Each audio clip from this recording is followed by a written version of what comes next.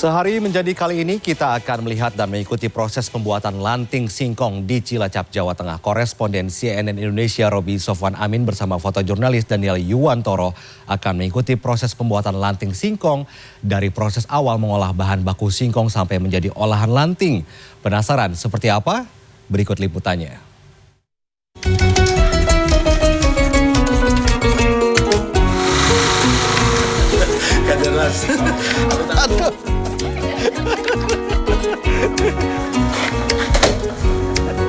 Aduh.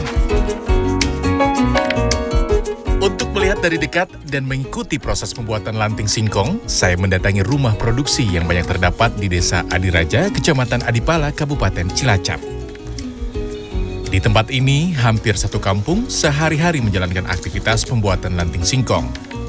Salah satu perajin yang saat ini sedang membuat lanting singkong adalah rumah produksi milik Kasito. Ini saya sudah di Desa Adiraja, Kecamatan Adipala, Cilacap. Nah, di tempat ini itu ada banyak tempat produksi klanting seperti ini. Nah, ini dengan salah satu yang bikin. Pak siapa, Pak? Mas Karsiwan. Pak Karsiwan. Ya. Pak, di tempat ini bikin klanting? Iya, bikin klanting, tapi lagi nggak produksi. Oh, nah saya penasaran, pengen lihat, pengen ngikuti proses pembuatannya. Masih ada yang lain? Masih ada. Di mana? Di depan. Di sana ya? Oke. Iya. Kita ikut yang di sana. Proses pembuatan lanting singkong cukup rumit dan panjang. Selain itu, yang terlibat dalam proses pembuatan lanting juga cukup banyak. Satu rumah produksi dengan kapasitas produksi 250 kg sampai 300 kg membutuhkan tenaga kerja dari 10 sampai 20 orang. Setiap hari sejak pagi, para pekerja sudah mulai melakukan pekerjaan. Mulai dari proses mengupas singkong, mencuci, mengukus, menggiling, mencetak, menjemur, sampai memisahkan bulatan-bulatan lanting agar tidak lengket.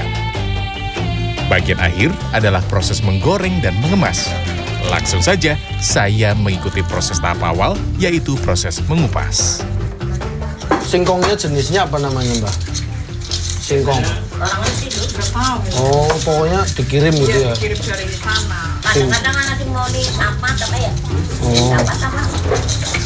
Tapi yang penting singkongnya yang enak gitu ya? Setelah membantu proses mengupas singkong, tahap selanjutnya tinggal mencuci singkong yang sudah dikupas. Nah, kali ini saya akan membantu mengangkat singkong yang sudah dikupas. Nah, ini saya dapat tantangan untuk ini loh, ngangkat, katanya nggak kuat. Masa segini nggak kuat? Aduh. Berat, ini kita mau cuci ya. Ini setelah dikupas langsung dibawa ke tempat cuci. Untuk menghasilkan kualitas lanting yang bagus, proses pencucian ini harus benar-benar bersih agar selain rasa yang enak, warna lanting pada saat digoreng juga cantik dan menarik. Singkong yang telah dicuci bersih selanjutnya langsung dimasukkan ke dalam panci besar atau dandang untuk dimasak. Nah, ini yang udah dicuci bersih, kita tinggal ini ya Pak ya, masukin sini ya.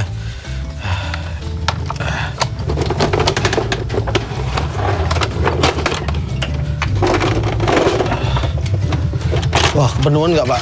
Nggak apa-apa. Oh, nggak apa-apa. Ditambahin lagi. Oh, masih ditambahin lagi.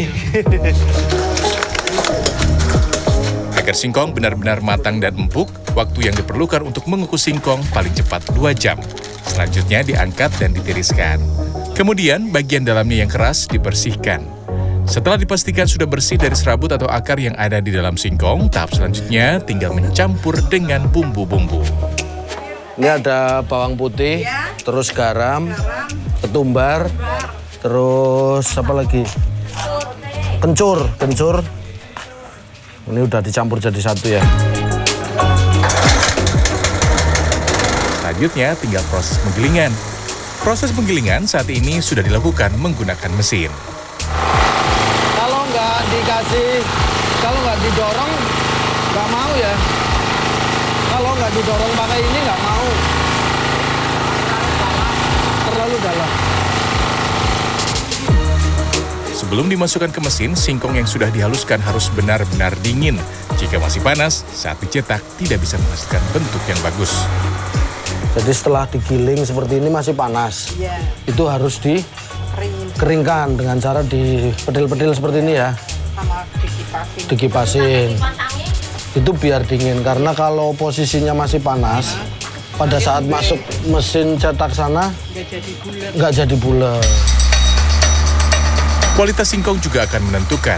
Singkong dengan jenis tertentu akan mudah dicetak. Kali ini, singkong yang diolah termasuk jenis yang agak sulit untuk dicetak. Jadi, harus benar-benar dingin dan setengah kering. Oh, sedikit-sedikit ya? Iya. Masih lembek, Bang. Yang keret-keret. Belum cantik. Oh, belum bagus ya? Untuk menghasilkan lanting yang bagus, bulat dan cantik bentuknya, saya harus menunggu lagi sampai singkong yang sudah dihaluskan benar-benar dingin dan kering. Lanting yang sudah dicetak dikeringkan lagi di tempat penjemuran widik seperti ini. Proses penjemuran ini tidak sampai benar-benar kering, cukup hingga lanting yang sudah dicetak mengeras. Tahap selanjutnya, ibu-ibu pekerja nantinya akan memisahkan lanting agar tidak menempel satu dengan yang lain. Udah bisa dipisah-pisah kayak gini, langsung kita angkat untuk dipisahkan karena ini masih nyatu, masih apa sih ya bahasanya, masih dembleng. Itu udah ada pasukan ibu-ibu yang siap memetil. Proses pemisahan lanting yang sudah dicetak ini disebut memetil.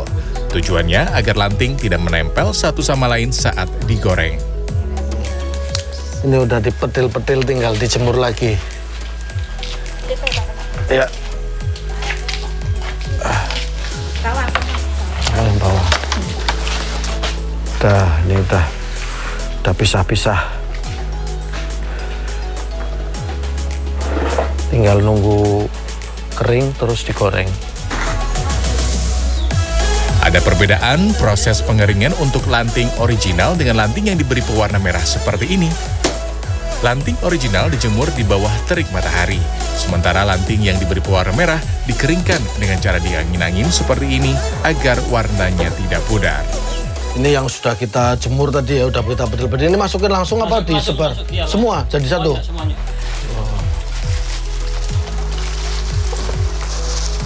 Wah, ini minyaknya harus tua banget ya Pak ya.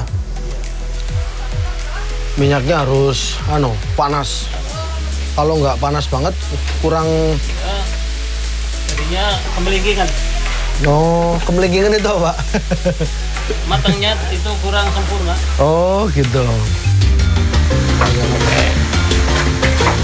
Proses pembuatan lanting dari bahan baku singkong sampai dengan jadi bisa dilakukan dalam 1 hari.